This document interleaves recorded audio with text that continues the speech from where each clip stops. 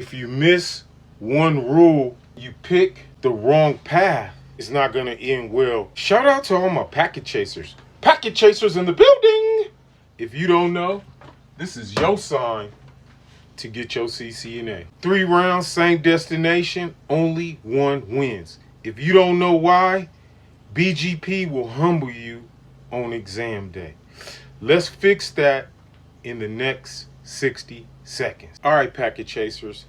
BGP doesn't guess, it follows rules. If you miss one rule, you pick the wrong path for your career is not going to end well. Router 1 is receiving 3 routes. R1 is trying to reach 8.8.8.0/24, but it has 3 different ways to get there. It has a path via R2, it has a path via R3, and it also has a path via R4, all to the 8.8.8.0 destination. The thing you need to realize is that BGP doesn't check everything at once. It goes step by step. Here's the progressive steps that it's going to take. The first step is wait. The second consideration is going to be local preference. Number 3, locally originated. Number 4, autonomous system path. Number 5, origin type. Number 6, the MED. Number 7, eBGP over iBGP. And number 8, IGP metric. And lastly, number 9 is the RID, the router ID. The first difference is the winner. So step 1 is the wait. If it's all equal, we're going to skip that. Step 2, local preference. On R3, the local preference is equal to 200. The others is equal to 100. Game over.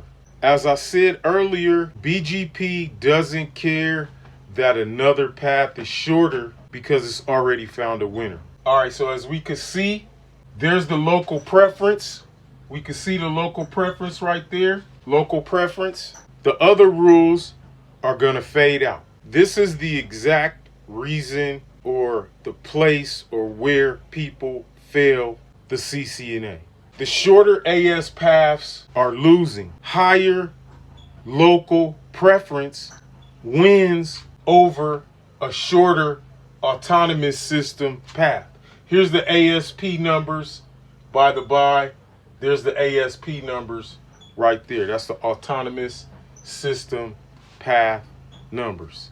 So in order to move forward, the best time to verify what's going on here is with the show IP BGP command. When you run that command, you're going to be able to determine the best path, the next hop, and the local preference. If you can read this information, you can beat the BGP questions. Now, if you want to view the lab, I break all of this on purpose. I'm going to build it and then break it all on purpose, and you can fix it like a real engineer. Hit subscribe on the link below and become a member of our Packet Chaser Patreon study group.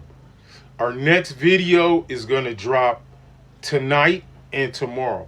We're going to be running live Packet Chaser BGP lab. In this lab, we're going to build this BGP network right here, and we're going to break BGP by changing the local preference and modifying the autonomous system path.